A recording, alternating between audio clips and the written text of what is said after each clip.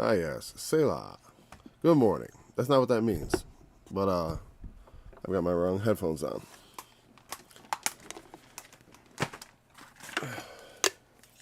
You know, well, we had a even later start than normal today because I had to go shovel snow off of our satellite receiver.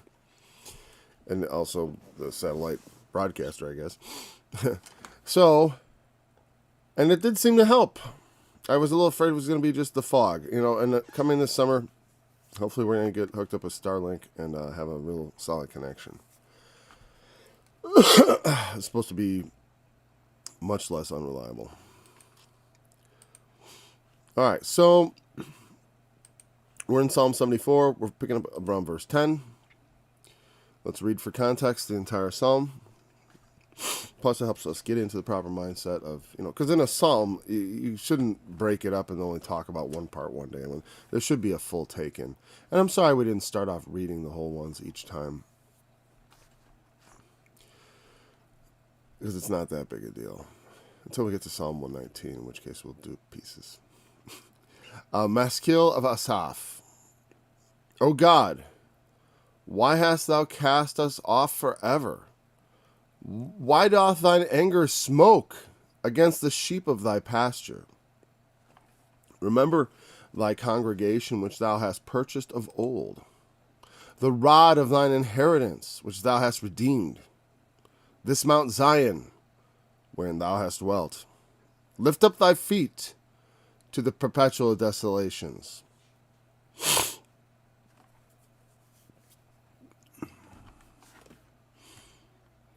I feel like I didn't talk about that. Even all that the enemy hath done wickedly in the sanctuary. Thine enemies roar in the midst of the congregations, of thy congregations. They set up their ensigns for signs. A man was famous according as he had lifted up axes upon the thick trees. But now they break down the carved work thereof at once with axes and hammers. They have cast fire into the sanctuary. They have defiled by casting down the dwelling place of thy name to the ground. They said in their hearts, let us destroy them together. They have burned up all the synagogues of God in the land. Hold on a second.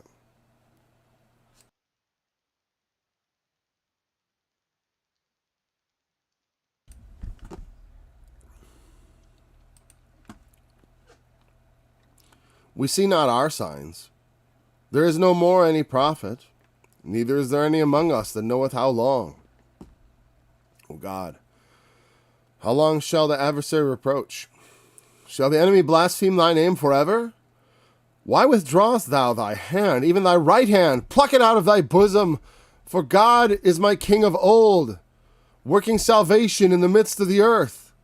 Thou didst divide the sea by thy strength. Thou breakest the heads of the dragons in the waters. Thou breakest the heads of Leviathan in pieces, and gavest him to be meat to the people inhabiting the wilderness. Thou didst cleave the fountain and the flood. Thou driedst up mighty rivers. The day is thine, the night also is thine. Thou hast prepared the light and the sun. Thou hast set all the borders of the earth. Thou hast made summer and winter. Remember this, that the enemy hath reproached, O Lord, and that the foolish people have blasphemed thy name. O deliver not the soul of thy turtle dove into the multitude of the wicked. Forget not the congregation of thy poor forever. Have respect unto thy covenant, for the dark places of the earth are full of the habitations of cruelty. O let not the oppressed return ashamed. Let the poor and needy praise thy name. Arise, O God, plead thine own cause. Reproacheth thee daily. Forget not the voice of thine enemies. The tumult of those that rise up against thee increaseth continually. To the chief musician, Altashith. We'll just move that to where it belongs, according to... And Altashith was destroy not. And that is a fitting... Destroy not. Lift up thy feet to the perpetual... I don't recall like figuring out what that idiom... Or sussing it out. It's not that I have trodden the winepress alone. My leather jacket back here is just bugging me. I just had, because like I said, I had to run outside with a brush. And it worked great, so that's excellent. You know, but lifting up thy feet, like in Isaiah 63, where it's like he's treading the winepress. And so when it talks about God lifting up his feet, I'm brought to those images immediately. Because when I think about lifting up feet, I think of like that. But I think this means just in the sense of pick up your feet, like get walking or get moving. And it probably doesn't mean it in a disrespectful way like it sounds when I say get moving. You know, I wouldn't pray, get moving, oh God.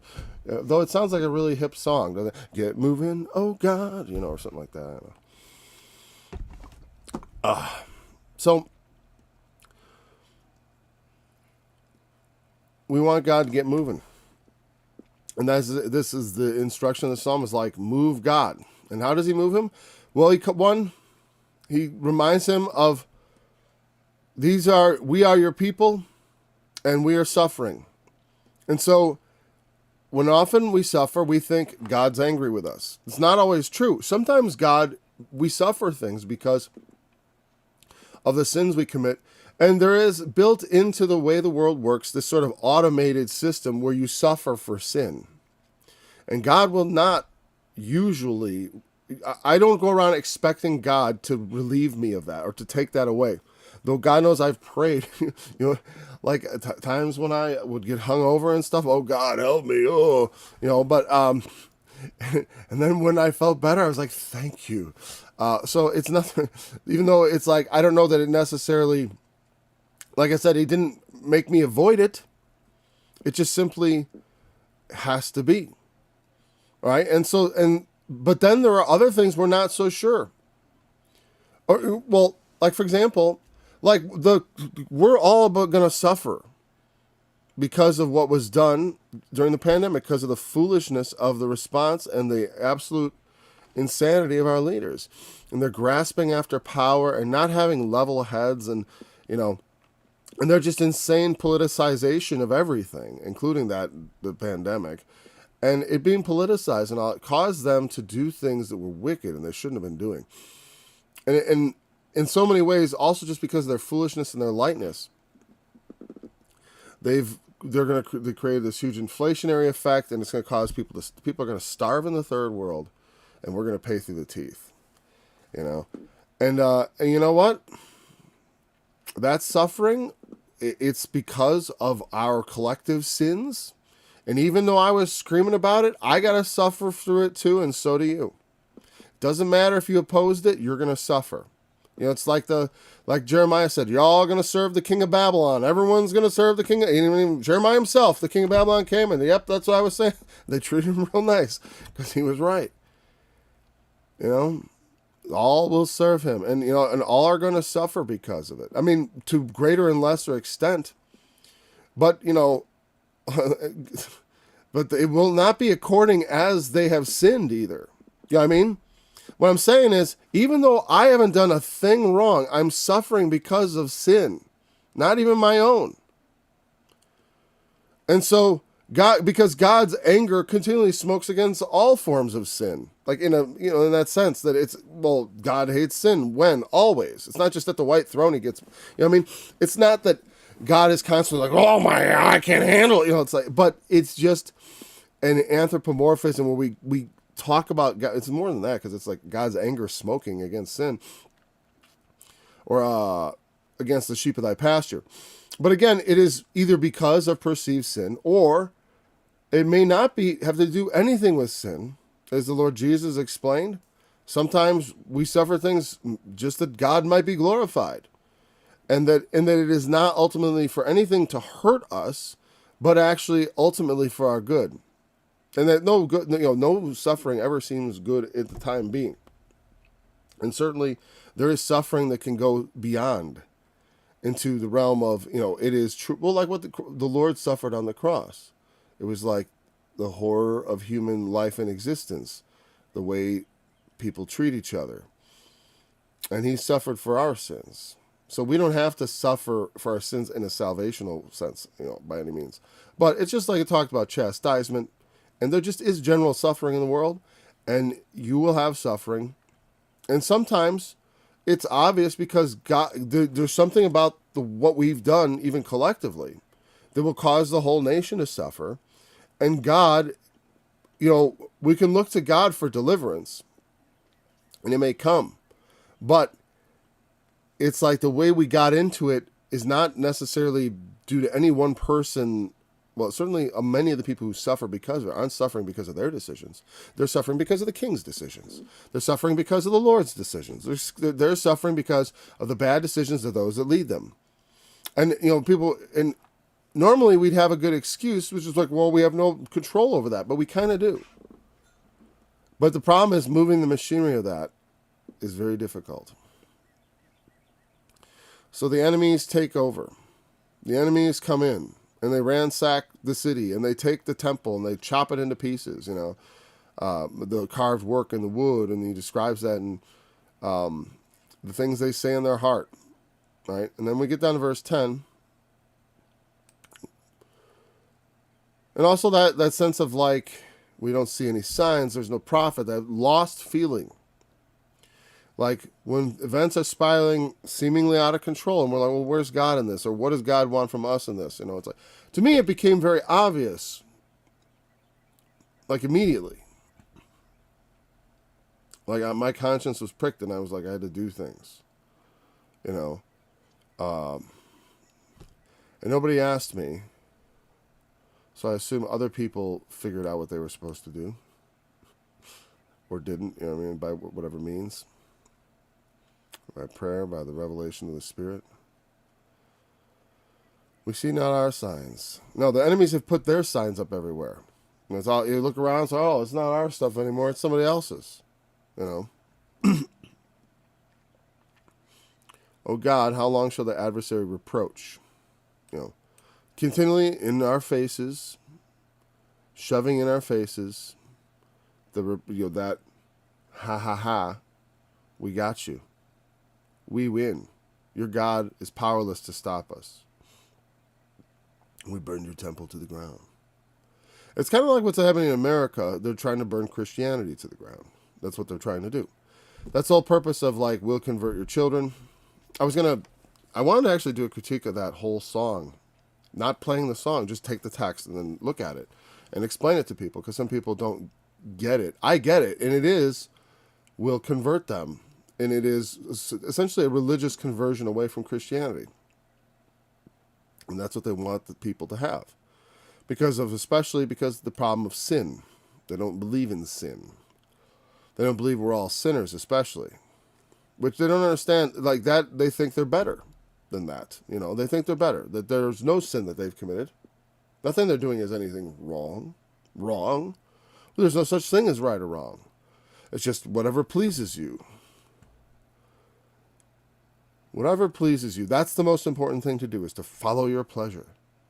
It's not to enter the world to find out how it works, and to use the things in the world according as they work. You know what I mean? It's like I figured out how a wrench worked. I don't try to use it to remove Phillips screws. Like wood screws with not the hex head screws. I mean the ones that are embedded in the wood. And when are we going to take a wrench to remove that? There's the right tool for the right job. And it's just it is a question ultimately of right and wrong. It's like when we start getting things wrong on such basic levels, and it starts running around screaming that they're actually right, it's very dangerous. And then you want to get children thinking that way. And you totally mess with their sense of reality. And the enemy is going to continue to try to do this. And you wonder, how far will they get? They're going to waggle it in your face. I got a little something for that. The enemy reproaches us. We're going to do it to them. We're going to take your children. They're not going to believe in your God anymore. They're going to believe in our gods. The gods of the heathen that have destroyed the temple. Why withdrawest thy hand? They blaspheme his name. Why withdrawest thou thy hand? Even thy right hand, pluck it out of thy bosom. There's a certain, you feel that spirit, like get your feet moving. There is a certain impatience manifest in this. And it's okay, because we sometimes manifest impatience.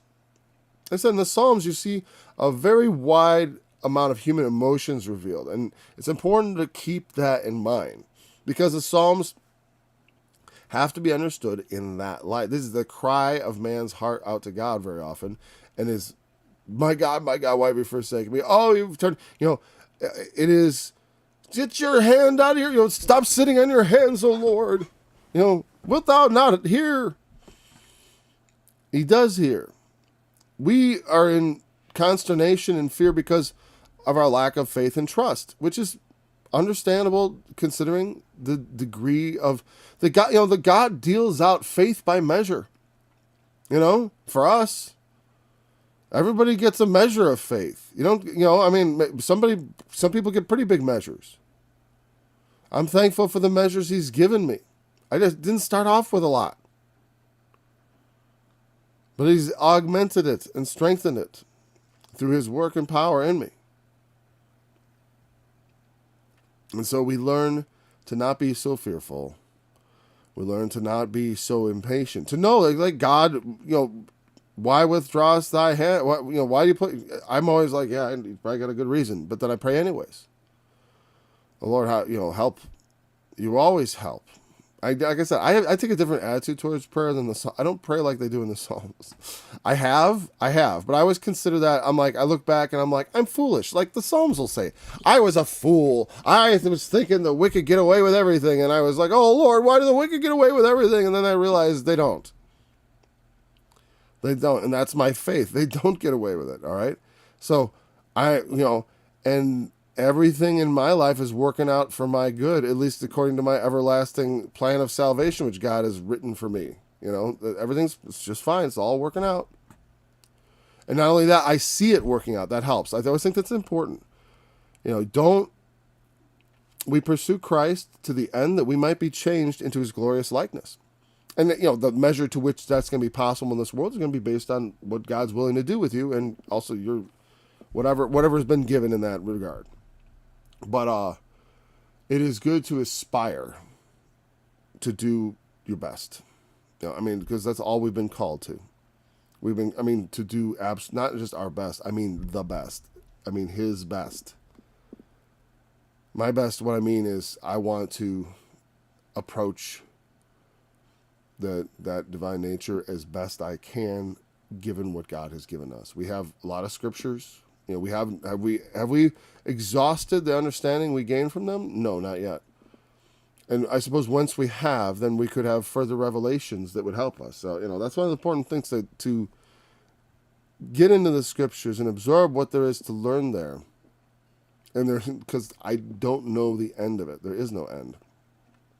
In that sense, the books could go on and on, but even the one we have is a doorway to so much understanding that you always are able to come back and find something new. I never have trouble finding new things, and they're not new from somewhere else. They're new from in there. That I didn't new to me. I didn't see them. They're not new. They're there. Just ideas are, like I said, I don't come up with ideas. They don't come out of my brain. I don't know where they come from, honestly. No, because it's like, oh, well, your brain puts together your bed. Yeah, but it's sort of like picking up on things. It's like an antenna, and then it's like, it's weird if you think about it. Pluck it out of your bosom. It's you put your hands away. His hands are like, I can't see your hands. Your hands are hidden. Why are your hands inside your coat or whatever? God is my King of old, working salvation in the midst of the earth. And there is trust and faith in that, and that's the thing, reminding himself of the great deeds that God has already done. Sorry. Should have muted it. Now, and so he recounts Egypt. But it's sort of not just Egypt. It's also the crossing of the Jordan when they split the rivers there. But there's he's glorying in the past in a symbolic way. Because often, Leviathan and the dragon and all that, like in Isaiah, you will, in that day the Lord shall. I almost can't say it without singing it. I'm like, wait a second. The Lord, in that day, the Lord with a sore and great and mighty sword shall punish Leviathan, that fugitive serpent, even Leviathan, that crooked serpent, and he shall slay the dragon that is in the sea. And it's often, the great enemy. I mean, obviously, we think of Satan, right? Because he is portrayed as the dragon, and he is the dragon. He is the ultimate enemy. His name, Satan, means the enemy, or enemy, whatever. He is the great enemy of man, and because he's would seek our destruction, and so he is the ultimate version of the enemy. There's no greater enemy that has ever been envisioned, it's like or spoken of or anything. He's the top one, the enemy. So, but all of the enemies, like Jesus is called King of Kings, right, and Lord of Lords, because he is above our kings and powers and all these things in the world, and Christ is at the top of that as the King of Kings, the Lord of Lords. He is set down at the right hand of God, and all things are put under subjection into his feet, whether we've seen it or not. It'll come to pass and be seen eventually. But it is already an accomplished feat as far as God's concerned because of destiny. Because it's just predestined. It's going to happen. So Satan also is like Lord of Lords of evil. He is the enemy of enemies. So a lot of times you learn things about Satan by looking at the earthly enemies, and you see that in the Old Testament with the king of Assyria, the king of Babylon, several different figures, a Pharaoh, king of Egypt also. They all have scriptures and stuff, the king of Tyre, the prince of Tyre. You read those and it's like, it seems like it's saying something more. And just like this, it's saying something more about Egypt than just a Pharaoh in his chariots got busted up in the sea. No. You broke the head of the dragons in the waters. It's being elevated to a much more hyperbolic battle of like dragons versus the dragons of the waters and the sea, because like I said, Egypt is Leviathan. Well, Leviathan is sometimes can be referred to a crocodile or any water monster. Really, it's not really specified. It's a water monster. Also, the dragons in the waters are also sea monsters, sea serpents. Again, it doesn't. People say, well, there are plenty of monsters in the ocean, the big monstrous things in there. So the fear that they would inspire and stuff of, and they've encountered plenty of smaller monsters, like now crocodiles are not minor things to encounter, and especially you consider, 2,000 years ago, 3,000 years ago. This is not quite 3,000, but 3,500. No, wait, no, I'm sorry, 2,500. Anyway, so like somewhere, there was more wild in the world, and more dangerous places of animals, and more mystery in that.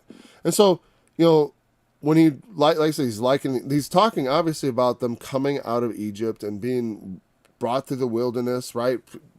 Gave him to be meat. You break the head of a Leviathan in pieces and gave it to be meat to the people inhabiting the wilderness. You say, well, did they eat Pharaoh? No. But it means in that symbolic sense. Yeah. They busted up Pharaoh. They took his riches. And meat in the wilderness, it's not about that fed them, but it fed them in a certain sense. If it fed their aspirations, it fed their feeling that God was with them. It fed them in that sense.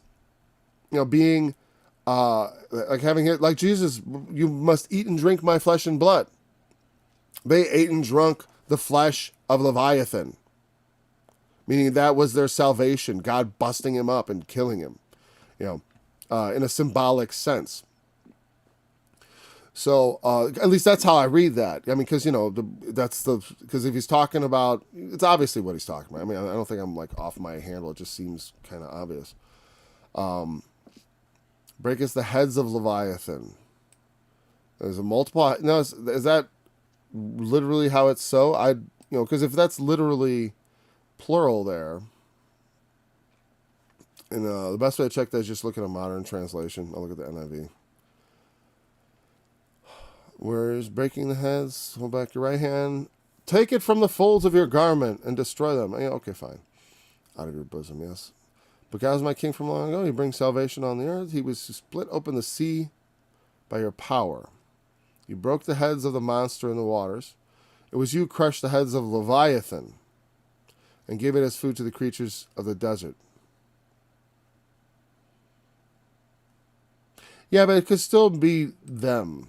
Creatures of the desert. I get it. It opened up the springs and streams. You dried up the ever-flowing rivers.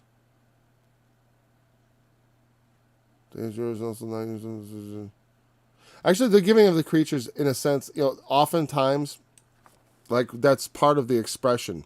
Like when Goliath talks to David, says, "Come to me, and I will give your flesh to the fowls of the air and to the beasts of the field." It's people often announce that as like a way of like a taunt. That was like the way, and so you crushed Leviathan and you fed him to the animals. Quite possibly. So again, them that inhabit the wilderness, it's sort of like the creatures of the wilderness could all, but it could, in a symbolic sense, still refer to the children of Israel also, because they were the ones who were truly fed by it. Because again, even if he's saying it like that, it still requires some sort of connection to reality. Because though in the ultimate reality, he's crushing the head of Leviathan, what on the ground does it look like? Well, the children of Israel are crossing the Red Sea and being brought into the wilderness. So, as his power was sort of crushed, heads, that makes me think of the multi-headed beast of Revelation, of course. There's multiple heads. And then notice here, they also, in this modern translation, say it is plural. The heads of the monster in the waters, the heads of Leviathan. There's double plural there. Let's see, what do we have here? The heads of the dragons. Well, there was plural dragons, but here's the heads of Leviathan. So the great beast of the great beast of the water is pictured as multi-headed, which is interesting, prophetically, because a multi-headed beast is more fearsome and bizarre. Like they are visioned in Revelation, and so they are going to have their genesis in things like the Psalms and the understanding of people as they look upon the works of God and the enemies of God and see them as multi-headed beasts and such. Because sometimes they're hard to describe. Like the enemy, the enemy right now, people like to believe in conspiracy theories and stuff like that. And I do believe there are many conspiracies in the world. People are conspiring to do all kinds of things. I'm conspiring with the Lord. It's like to do things. We're in a conspiracy together. So there's all kinds of conspiracies. It depends on the ends of the conspiracy. What you conspire to do is the important thing, and how you propose to accomplish it. Now, there's all kinds of conspiracies about there are people who want to bring in a new world order. There are people who want to, do whatever. Whatever. I don't want to get into the different conspiracy theories that there could be, because I don't think about them very much, honestly. But we have all these things, and people often believe in that, but I just don't think that it's that organized, that it's like this, like, I remember I used to watch on Saturday morning, like the superhero Friends when I was a kid, and they had the Hall of Justice, right? And then they had like the League of Supervillains or something like that. I forgot where. It was like in the swamp, and it was like a green thing or skull, I forget. They looked evil, They had their League of Supervillains, right? And so we imagine like there's this like room where they're all sitting at a table and they're cracking their knuckles and deciding how they're going to divide up the world. Like, I don't believe in that kind of conspiracy. Like, the world isn't being run by a cabal of people who are actually in charge of it. The earth is in the charge of Satan and the prince and the powers of the air and all that. He is the one who is actually pulling strings. But as far as through the spirits that are in the world. The spirits are in the world are what inhabit men. And it drives them to do things. And so sometimes you can see them doing things that are at cross purposes with each other. Because like a wild beast, it's like they're not really having a goal. They have goals. And sometimes those goals conflict. And that's why multi-headed things are very strange, because it's like it says that something doesn't have a real direction. You know what I mean? Like when a beast has multiple heads, that's wrong. You know, we know that's wrong. That's not right. That's a freak of nature that's going to die, usually in the past. When things come out with two heads and stuff, it's not usually a good sign as far as for healthy life in the future. And neither is it in symbology, as far as you're talking about. You got some wild beast with 7 heads on it. That thing is an abomination on purpose. It's supposed to be looking that way. And so the structures that men build in the world are themselves these abominable monsters very often, or they can turn into them. And the way it happens, like we had a good form of government. We had this representative republic, right?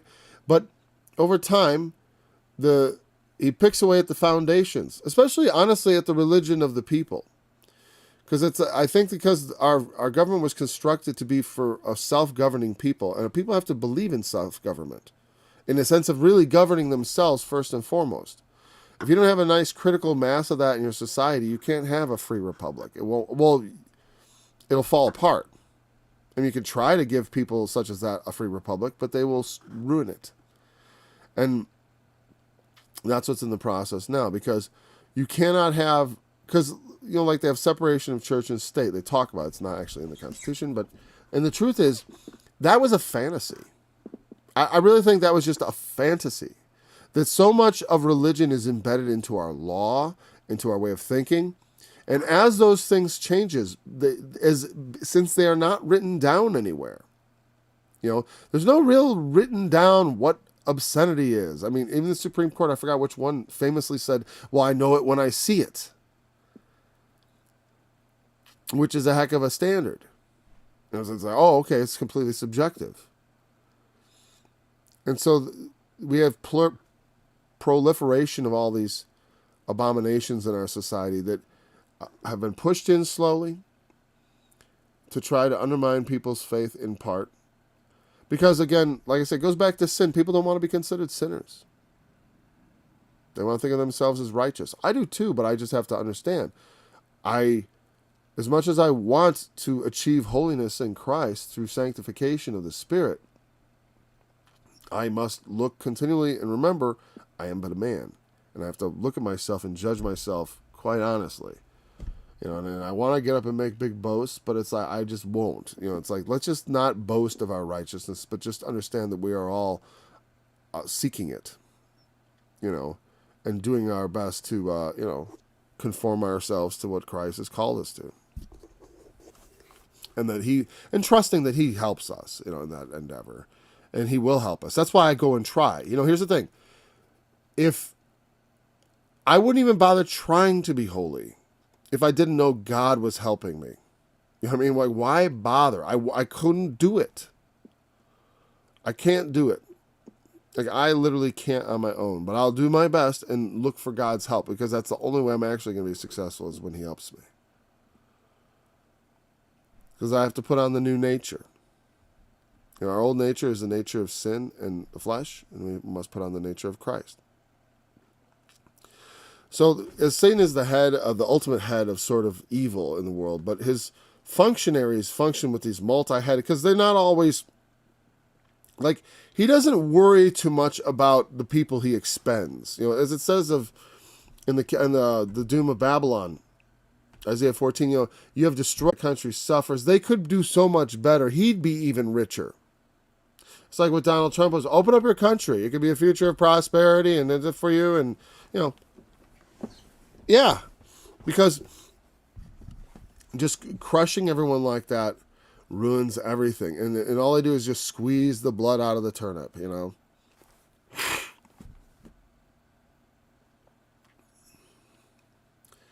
Thou didst cleave the fountain and the flood. Thou driest up mighty rivers.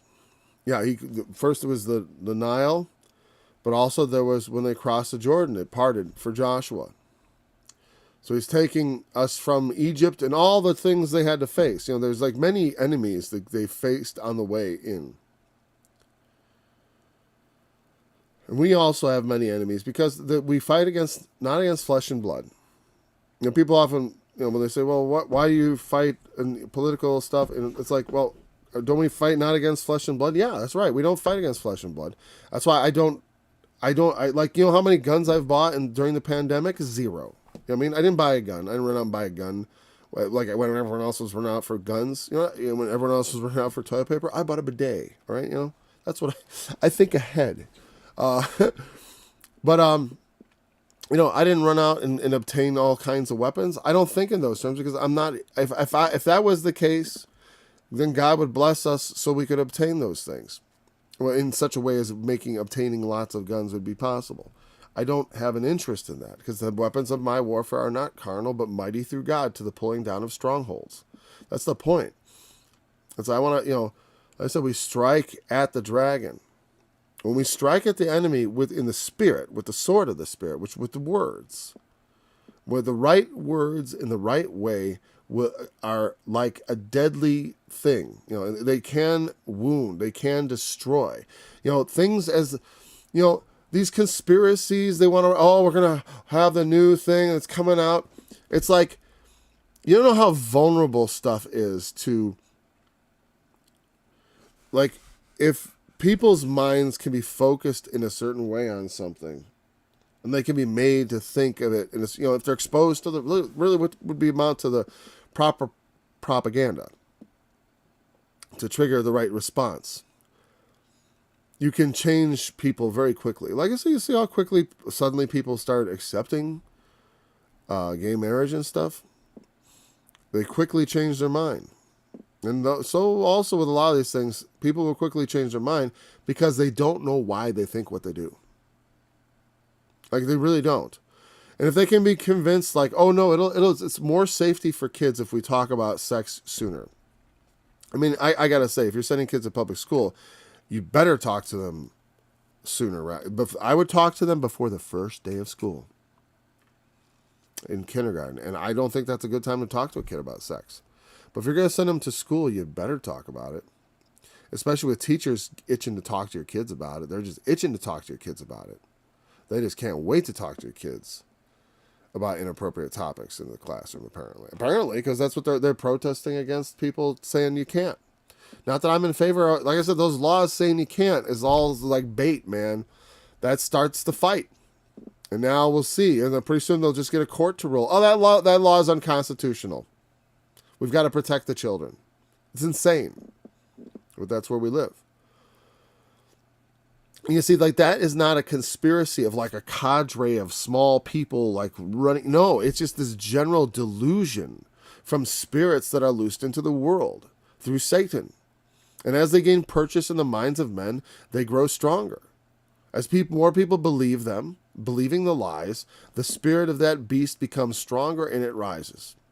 And we see it rising. It's like these multi-headed parts of Satan. I mean, I'm saying that. I don't know if that's really the beast rising, but it's making me think like, that's probably how it would happen, isn't it? You know. So, you know, I take the because here's the thing. Whenever the rulers of the darkness of this world start doing dark deeds, it starts looking like the same thing. Because remember I said that pyramid where Satan's at the, you know, it always sort of follows the same pattern. Just like I noticed, like the pandemic looked a lot like parts of Revelation, with especially the mark of the beast type stuff. Just the buying and selling. There's still, you know, you got to have, in some places you still have to have a vaccine passport to get into certain places, I guess. I've never been asked for one. Only place I ever got asked if I was vaccinated was at the doctor's office.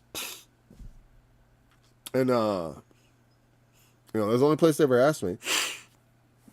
And I sure haven't. Why would I? Because I had the disease. Why would I get a vaccine now?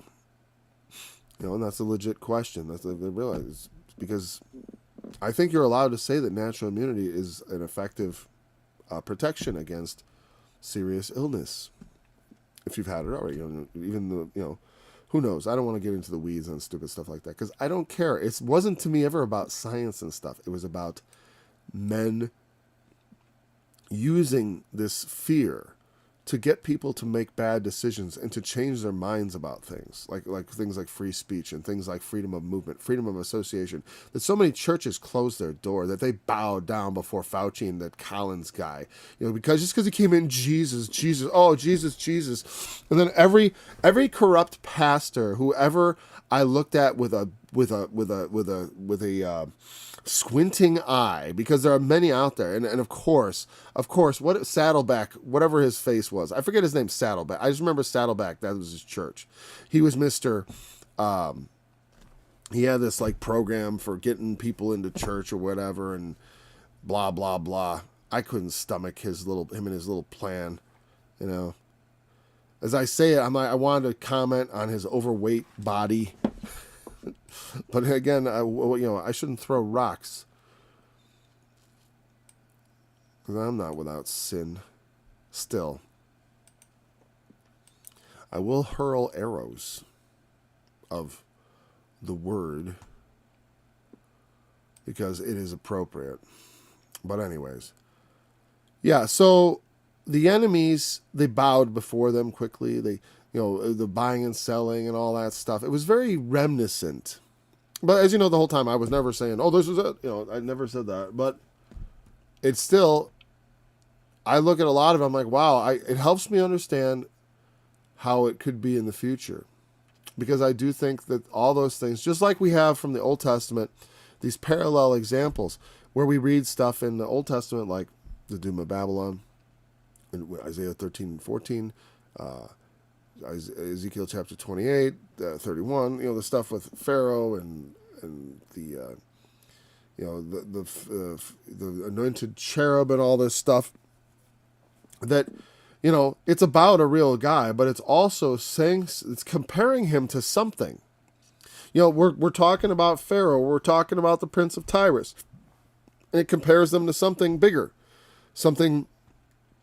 It makes them like this horrible, monstrous thing. And then it starts sounding almost angelic in certain places, because they are compared with the angel that fell, the corrupt, the evil angel, or compared with a falling angel. And that's why Satan is considered fallen, because of those passages. Like I said, if in the New Testament all these things were considered assumptions, where did they get that idea? And I see it all over the Old Testament. So he said, he did all these great deeds. The day is nine, the night also. I take that in a sense of like, there's something there he's saying, more than just you made the day and the night. What he's saying is, yeah, the day when the sun is out and the warmth and the light, you made the goodness, the rain on the just, but then night comes also, when it's dark and the evil deeds are done. And the new heavens and the new earth is portrayed as a place that is filled with light, that the Lord God gives them light, so you don't even need the sun. They have no need of a candle nor of the sun, for the Lord God gives them light. That means the world is always filled with light for us. We can always see even in the darkest places. But God has made in this world night. He made night. Just like the night, now is the hour of the enemy, the hour of darkness, Jesus says. This is the night. Could you not watch and pray with me? They came and got him in the middle of the night. That's when Judas betrayed him. That's when they took him in the garden in the night. This is your hour, he said. The enemy comes in the night. A thief comes in the night. But God also makes the night. The hour for the thief to approach, the hour for the rapist to close in for the night there, so that the wicked could try to do their wicked things in darkness, and so that they might think that he doesn't see, so that they could perhaps believe that, oh, I'll get away with it, that there'll be no price to pay, so that we could see, what do you do in secret? What do you do in your secret chamber? Who are you really? God is seeing who people really are. When they think no one's watching, he's still there. He's still seeing their little secret deeds in their secret chambers. And all their dark. That's why the night is there. I want to see what you do when you think no one can see you. You think you're going to enter into my kingdom? You pathetic worm. Yeah, remember, we come before a holy God who put his son on the altar of sacrifice to let you in. So you damn well better have respect.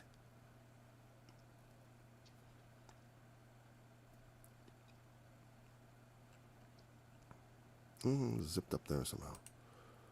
Yeah, he made day and night. And he rules both, and he's there. He's watching. The eyes of the Lord are ever watching, ever wakeful. He slumbers nor sleeps. Only seems to, you know. He's always got one eye open a little bit. And they look, oh, he's sleeping. We can get away with it. He's not watching. Oh, no, we can't. Sorry, a creepy whisper like Joe Biden went. Thou hast prepared the light and the sun. I almost feel like it should be the light and the darkness, you know, but whatever. He says, thou hast set all the borders of the earth. Thou hast made summer and winter. There's a time for every purpose under heaven, you know. That's kind of the way I take this. Because he's comparing things, day and night. Summer and winter. God made winter. And that's what it's, you know, remember verse 1. You know, it's like a time of bad. It's time of like winter. It's like it's hardship. Times that are hard, times that are easy. It all challenges us. You set all the borders of the earth. The boundary, you know, that just means like coasts and all that stuff. You set the world in its order. Now some would take from that, like, because like to a man, the world hardly changes at all. And so the fact that over the time it changes geologically, it's like, people are like, you know, people say, like, oh, well, yeah, you know, what is he saying there? Again, the Bible's not trying to talk about geology here. It's his perspective. Everything is as it should be right now. That's why I said, like, that the things that are now are not coincidental because of things that past. This is the intended end. You establish summer and winter, day and night, and the borders of everything. There's borders on things, too. That's an important thing. There are borders. There's limits. Oh, deliver not the soul of thy turtle dove, because I'll finish the last. All right. Okay, deliver not the soul. Okay, the foolish people blaspheme your name. Well, don't forget it. It's just calling to remembrance, something, of course, that God knows. But by doing that, we acknowledge that we see what's going on also. And then we know that, you know, it is foolish to blaspheme. And we still trust God. We still believe in God's judgment. Then in spite of it looking like God's angry against us because we're the ones suffering and we're the ones who are defeated. And it seems like, well, God's against you. But we're not, but we are suffering because of our nation's fall, like in Israel, we might say. I mean, I'm speaking as them. Like their nation has fallen and the good people are suffering with the bad. You know, because when the whole city is, you know, it's not, there's no differentiation. And the enemy reproaches all, even, you know, the fools. But also the enemies themselves are fools for blaspheming. And he says, deliver not the soul of thy turtle dove unto the multitude of the wicked. Forget not the congregation of thy poor forever. You know, because the wicked, you know, again, in that sense, it means to be taken in perhaps captivity. Delivering the soul of thy turtle dove is like a term of affection, I believe, by calling him, you know, turtle dove. Like, also because a dove, it's pretty much a harmless animal. You know, not an aggressive bird. They're kind of slow too. And so, you know, so we associate them with peace. You know, the Spirit of the Lord descending on Christ in bodily shape as a dove in the book of Luke. So deliver not the soul of thy turtle dove, the soul. Now that can mean, of course, in the sense of like that they would take my soul means that my life is in their power. They could kill me, or they could just make me a slave. But that's the point, is like my soul would become a captive soul as far as, you know, in the way they would talk.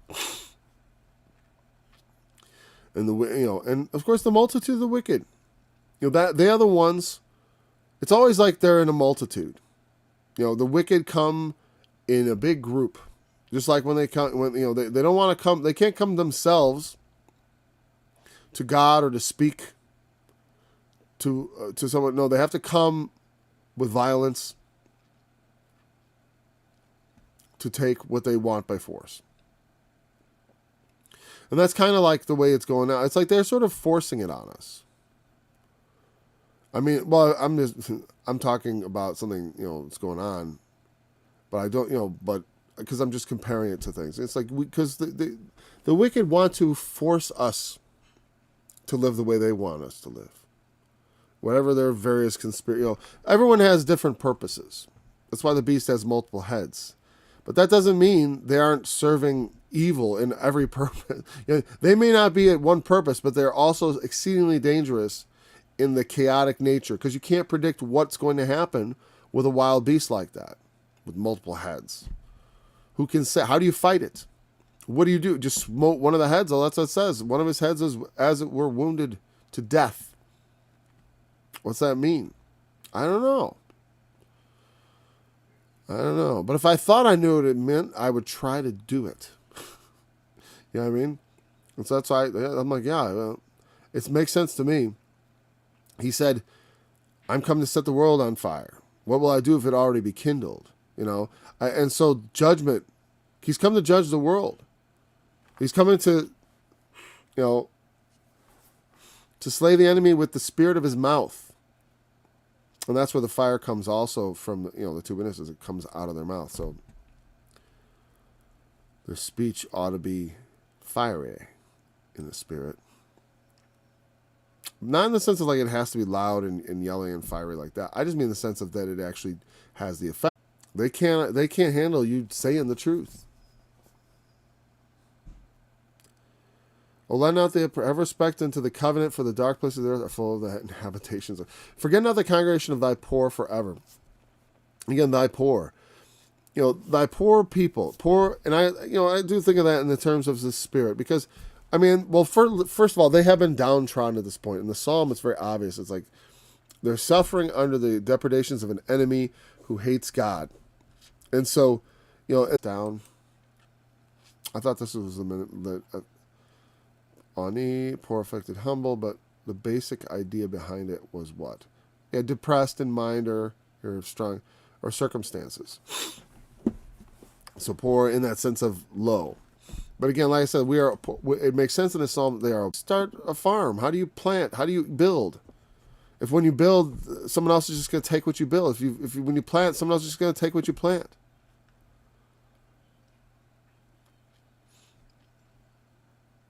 It's forget not the congregation thy poor forever, because they feel forgotten. There's the notice is in there. You've forgotten us now, so don't forget us forever. Again, like I said, that's not true. But from his perspective, that's the true feeling. It's a true feeling. And I appreciate all that, because like I said, it tells me I can have these feelings and just sort them out. I don't have to think like, oh God, I've failed. God hates me because I've had doubts. God does not hate you because you have doubts. God does not hate us. Like I said, faith is a gift. I can only get by with the faith I got. That's why the apostles said, Lord, increase our faith. They prayed to him they asked him to increase our faith. We need to increase our faith, but it's not something we can necessarily I can't just stir it up with it. I can try, but if it's not there, it's not there. Why? I need a reason. God has to give me something to believe in. It's good to read the scriptures because that helps you have something to believe. It gives substance to your faith, like the content of what you believe. That's important. But also, not just that, but that in substance, that God would answer us by the Spirit as it came to his Son, as it came to the apostles and prophets of old. Let God's Spirit come down and inhabit us. We definitely need that. And it will increase your faith. Have respect to the covenant, for the dark places of the earth are full of the habitations of cruelty. That's why I talk about that a lot, man. There are some dark places in this world where people are being held against their will. In America, there's young girls being held against their will and made to be prostitutes. There all over the world, there are people being held against their will and made to manufacture products that you probably have in your home. And there are exceedingly cruel places in this world where people are being held so that their organs can be harvested. There are cruel places in this world where young children are being forcibly transitioned to become child prostitutes to the most sick minds that the world has ever seen. And there are dark places where all that cruelty, all that evil is being carried out constantly. And God must judge it. Again, and they blaspheme his name, he doesn't see. It goes on and on. I see why sometimes, man, yeah, you feel like fool. Like, you feel like, Lord, I mean, are you kidding me? You're just going to let this go on? How is this working out things for good? It's like I ran into the crippled guy the other day who was just saying how much he suffers constantly, but how just damn glad he is to be alive. Because he knows it was even a miracle he was saved at his birth. And he praises the Lord every day, for every day. And when I see the people who really suffer, let them speak. I always get annoyed hearing people who've lived in nothing but comfort talk about suffering and how, it's just too much. And it's like, blah, blah, they say all these things. And they themselves have never suffered a day in their life other than mental anguish over nonsense. It's absolutely disgusting. All right, so I guess we got to pick it up at 22. Oh, we're almost to the end. Wait a second. No, we're going to finish this real quick. Not real quick, but... Oh, wait, no. Have respect unto the covenant.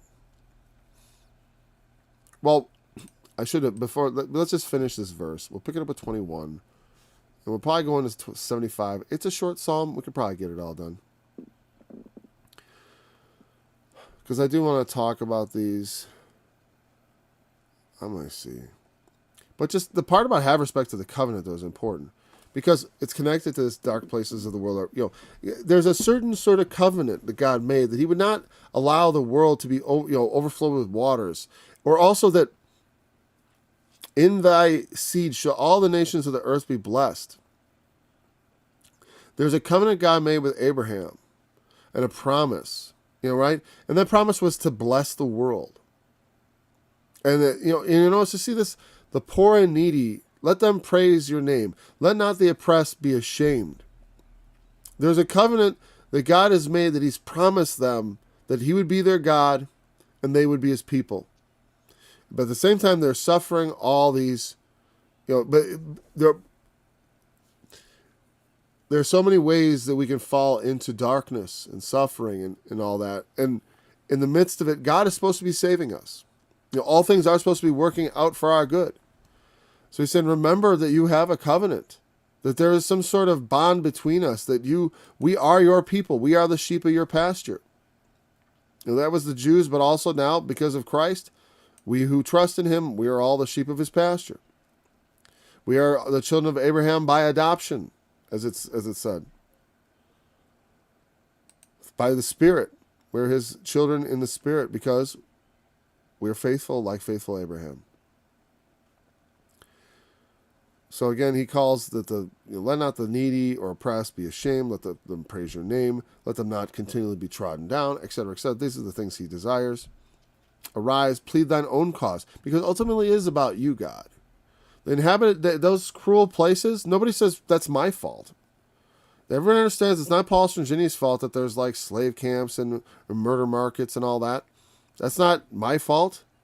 Though I wish I feel I do have, all men bear some responsibility, because we all do, through our ignorance and through our lack of care of our fellow men, allow these things to go on, and they shouldn't.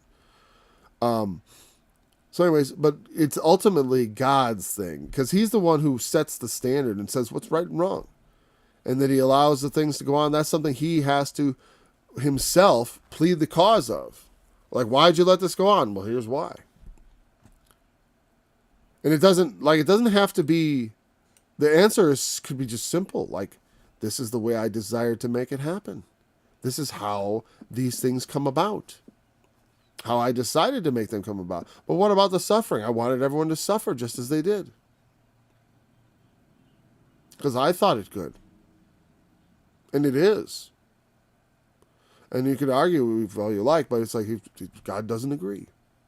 It doesn't have to be some sort of, well, it was this, that. It doesn't have to be all this convoluted explanation.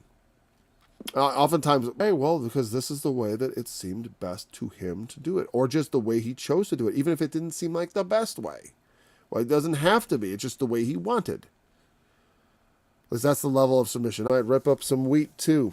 I haven't always been the best. Because foolish men reproach you, not only by words, but just by their deeds, by just keeping on doing the things they do, thinking they're getting away with it. They reproach God when they just continue to ignore him. And they, especially, it's one thing if you're ignoring God and just doing your own thing and being pretty much trying to mind your own business. Okay, you're not offending God greatly in some way. Though I just think not considering, there's a certain sort of cavalier, just accepting things without considering what could be, and that we might have to answer for everything done. Because that's the most important thing, is to think like, well, what if I was made to answer for the things I do here? Is that people think, no, you'll never answer. That's the temptation. Think, oh, no, we'll never answer, so do whatever you want. And if you can hide it, then you kind of didn't do anything wrong. Forget not the voice of thine enemies, the tumult of those that rise up against thee, increase it. They're always making more noise. Forget that the enemies are always, hear all the things they say, all the blasphemies they blaspheme against you, against Christ.